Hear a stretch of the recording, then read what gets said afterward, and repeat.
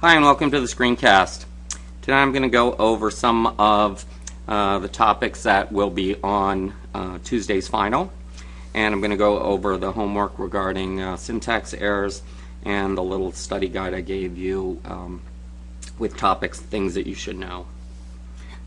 Alright, let's look at the code that had all of the syntax errors, and I'm just going to go through and circle some or most of them really quickly. So let's start right here with int.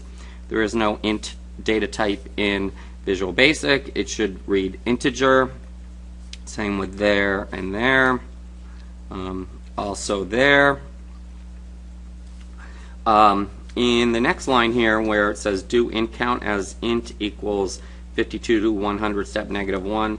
Well, for one thing, that is actually the syntax of a for next statement. Notice we have the next down at the end of the block of code. Once again, we have the int issue. And when we have 52 to 100 step negative 1, that loop really doesn't make much sense because it's only going to execute once at 52. With a step of negative 1, you would need bounds on the for next statement that would where the first number would be larger than the second number and not smaller.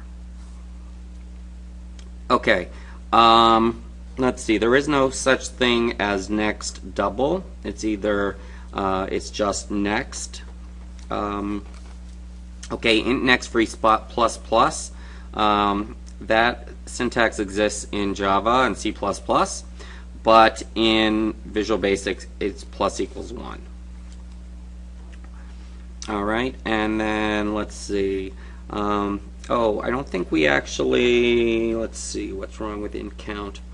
Oh, it's not recognizing it because of the syntax error above with the for statement.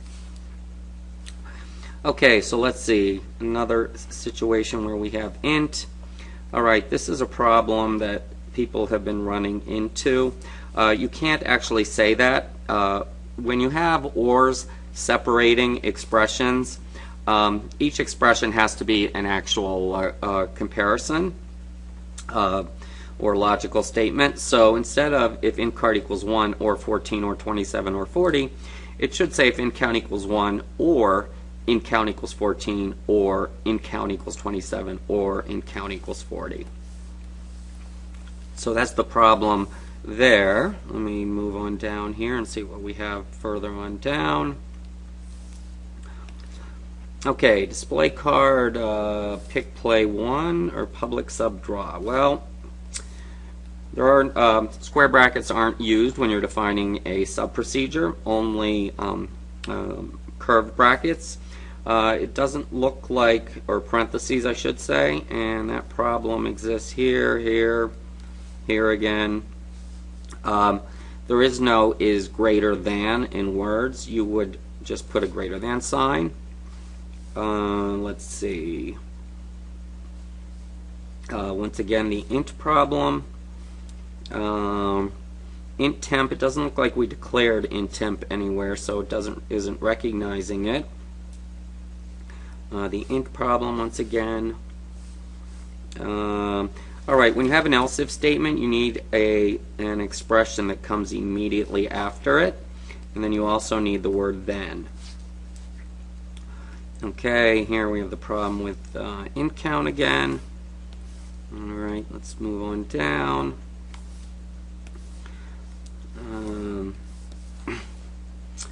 Okay, it is not label1.txt, it's text. The text property of a label, not txt, it has an e in it. Right here, by ref pb as pic, should be picture box, not pic. That has to be a data type or an object type, which picture box is 1. The int issue. Okay, then when we're doing select case statement, you always need an end select at the very end of a select case statement. This resources.01 should be my dot resources dot O1. Same with the O2. Okay, let's see. Shuffle deck should be in parentheses. So should deal cards. Should also be in parentheses, not square brackets. This one as well. And then from what I remember, yeah, this should have a line continuation character. If it doesn't, you're going to get flagged. This is also a problem out here since it's not commented out, so that shouldn't be there. And I think we're almost done. Let's see. Okay, yes, more problems with parentheses.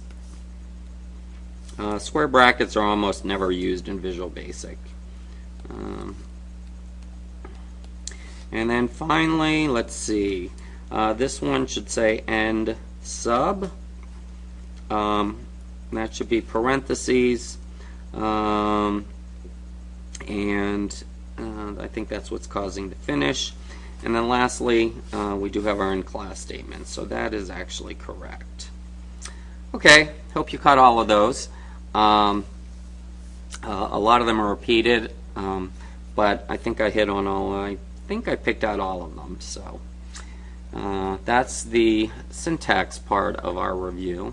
And in a second or two, I'm going to go over the study guide with you.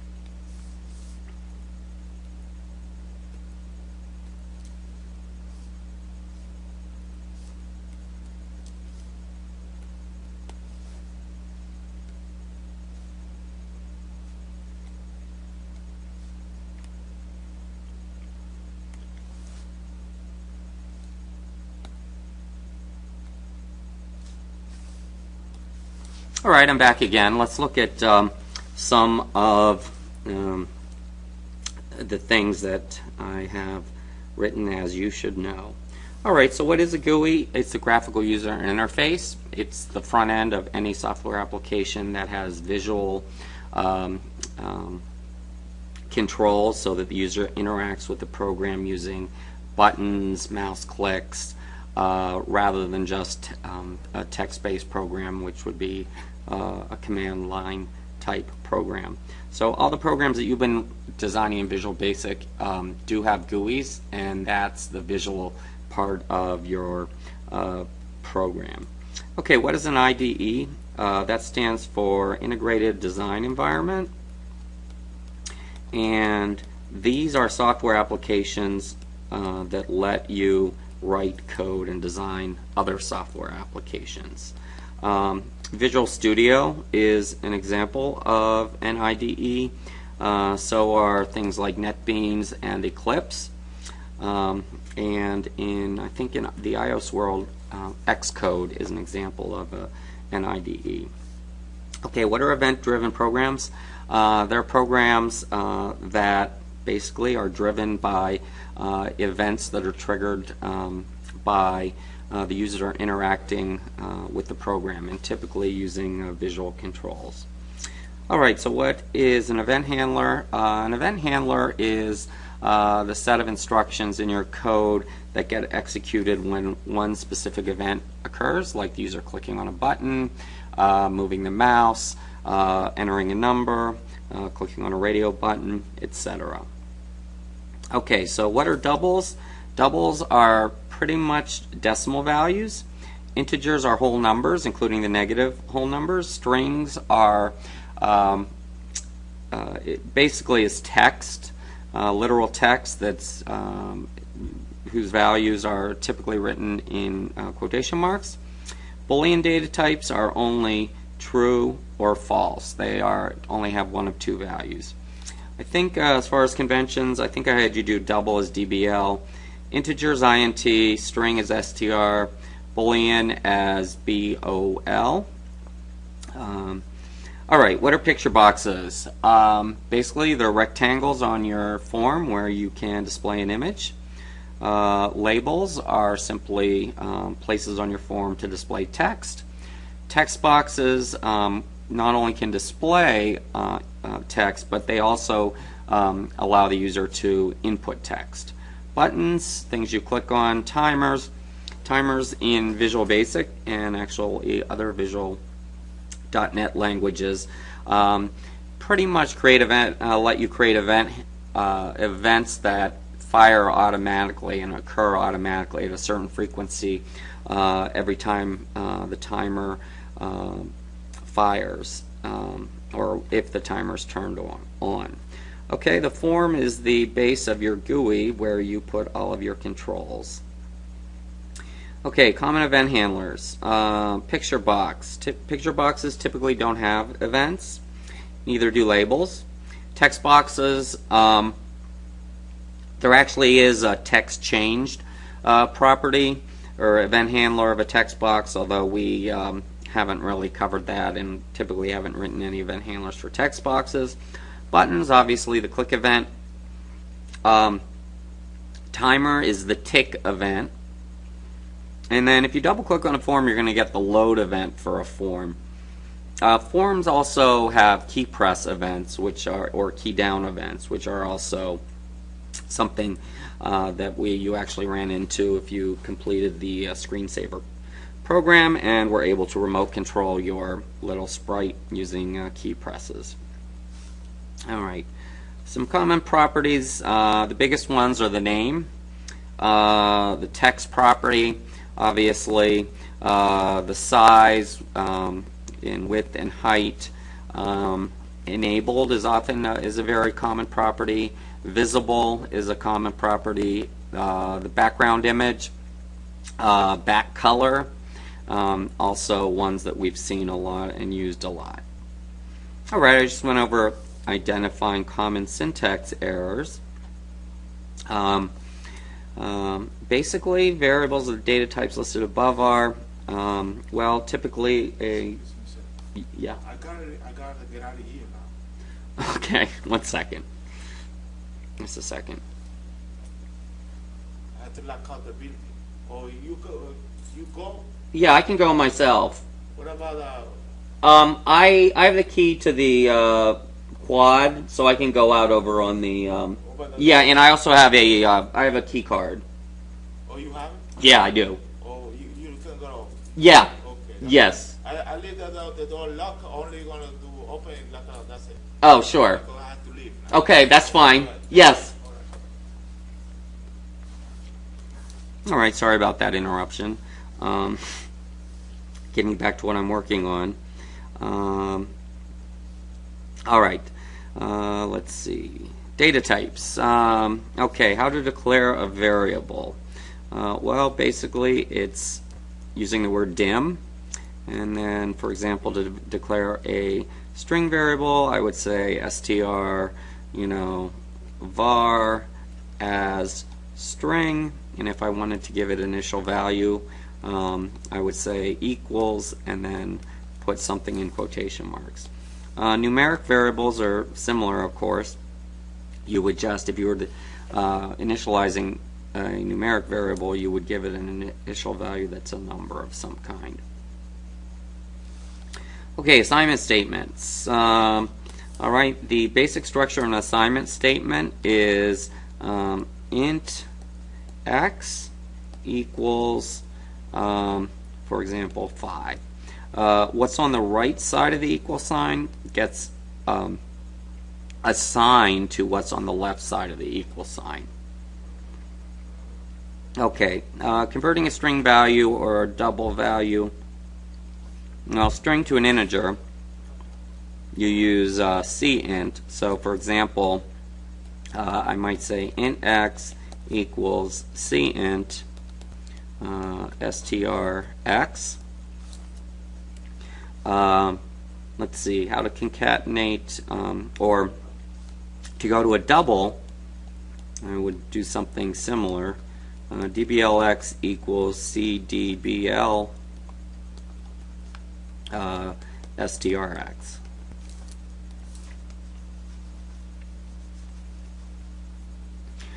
Okay,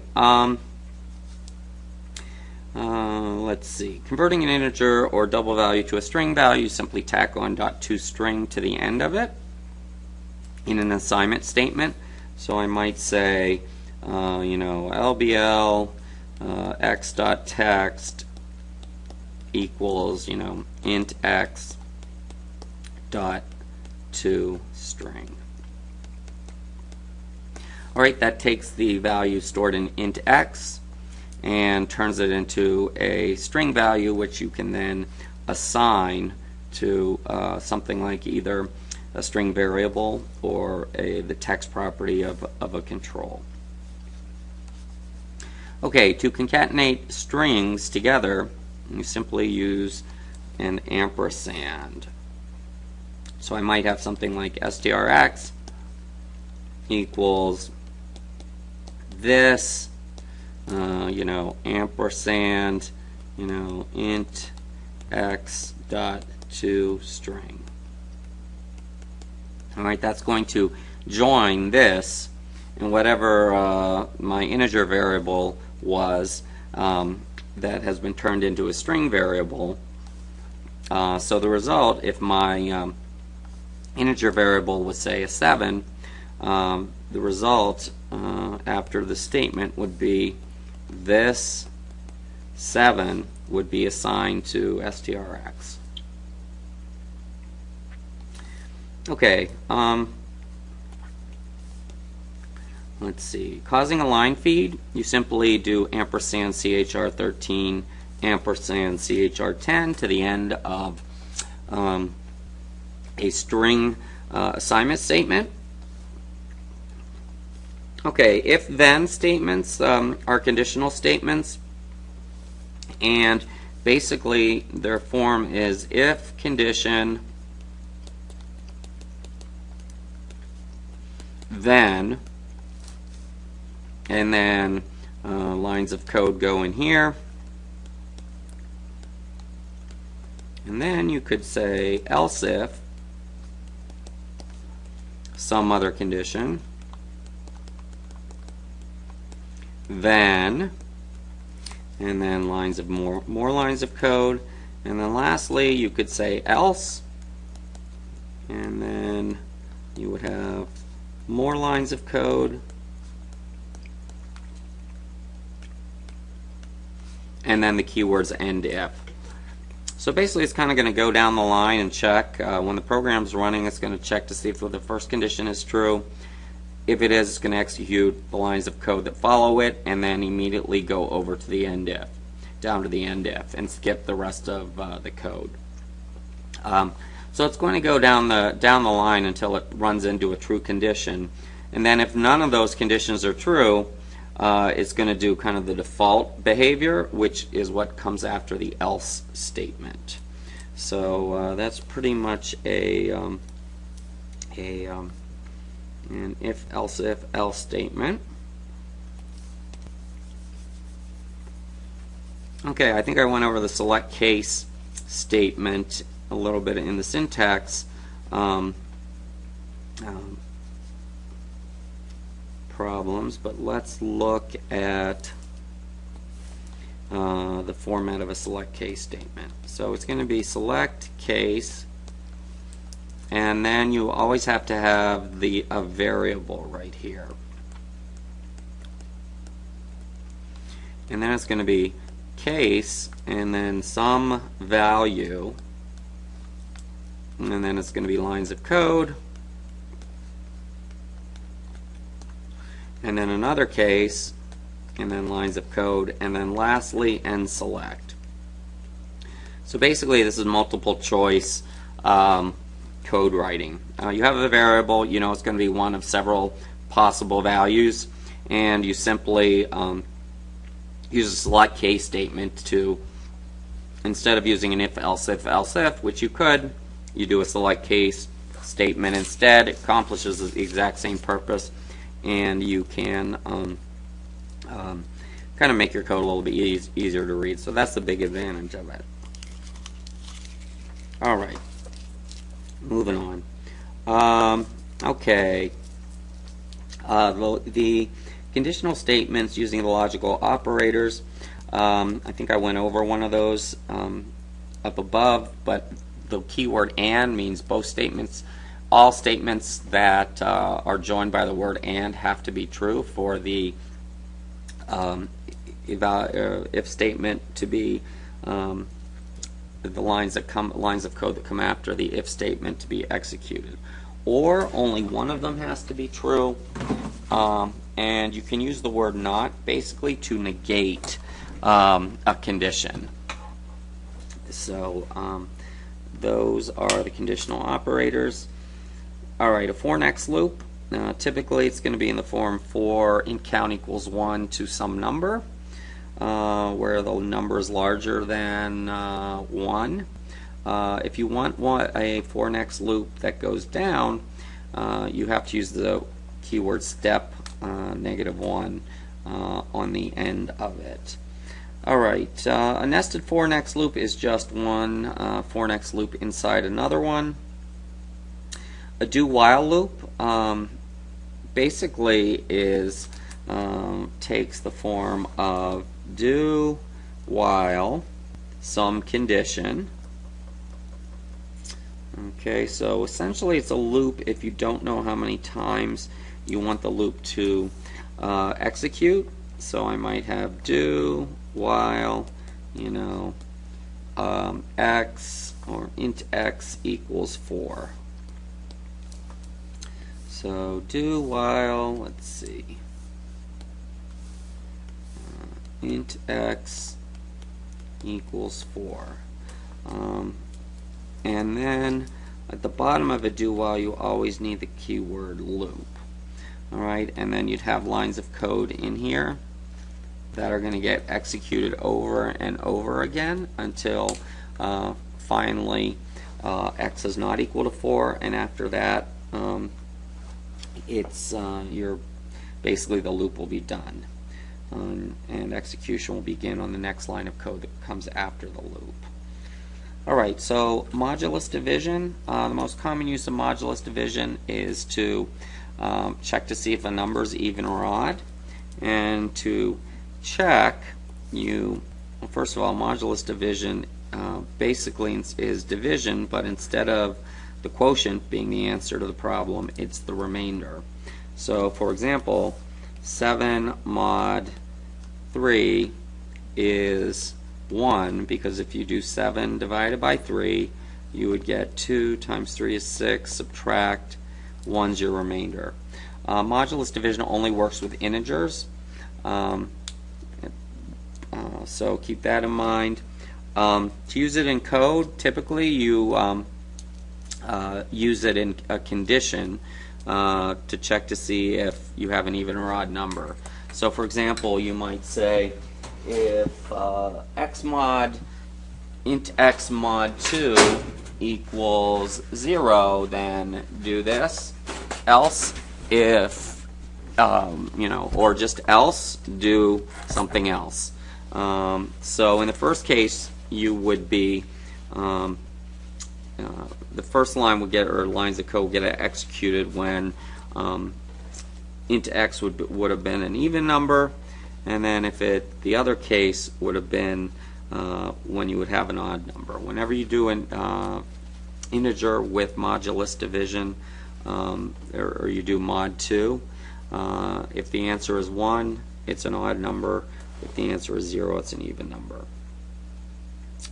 Well, I have a lot more to go here, so let's see how quickly I can do this.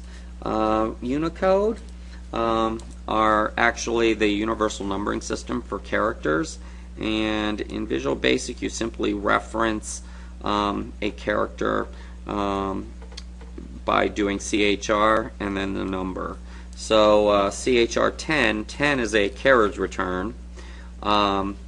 Every character on a standard keyboard has a Unicode value, so that's and there's a universal chart that you can look up to see what number any specific character is. Okay, so how do we animate a sprite? Well, if you look at your screensaver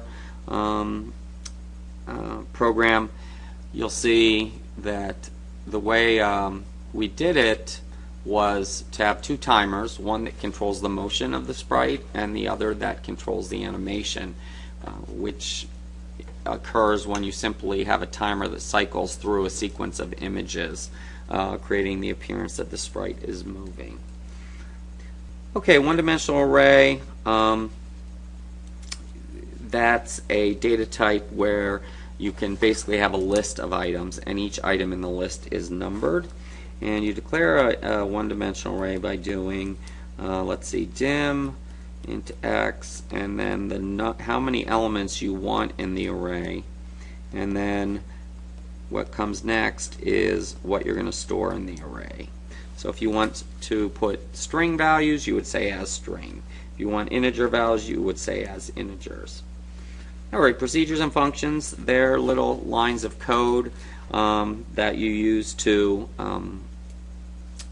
get executed when you call them, and they're declared by saying, let's see, public sub, then your name of your procedure, any parameters, then the lines of code that you want to have happen when you call the sub, and then end sub. And then function, instead of sub, the word sub, you use function. Alright. When you do a function, it returns a value, so you always have to specify a data type afterwards. So don't forget that when you're declaring a function. Okay, reference resource images. It's simply my.resources dot the name of the image. Okay, so if you look at the tic-tac-toe game, that check for winner or process turn, depending on what you called it, was a procedure. And if you look in the war game, creating a simple procedure uses one integer parameter. Well, the points of card is an example of that. Okay, I think let's see. I'm not going to spend much more time on this. I'm just going to go on the back because I spent the whole weekend in Washington and I really need to get home. See me tomorrow if you have any questions about this. I'm in my room first thing between 7 a.m. and 10 a.m. and I'll be more than glad to show you how to write some of these lines of code. Alright, sorry if I rambled on, but I went over it as quickly as I can, and sorry for the interruption. So get a good night's sleep, enjoy the Super Bowl, and we will catch you later. Cheers.